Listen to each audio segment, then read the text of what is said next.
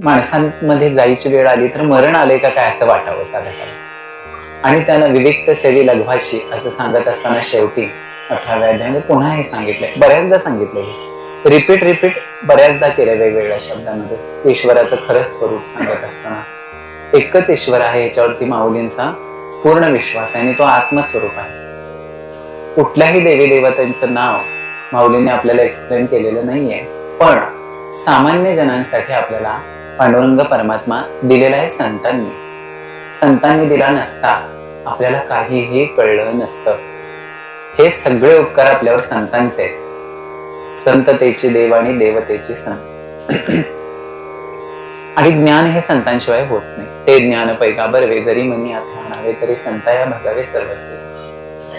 आणि आपल्याला संतांच्या जवळ राहणं तर खूप अवघड आहे, कारण संतांचं वागणं मुक्त अवस्थेत जरी ते असते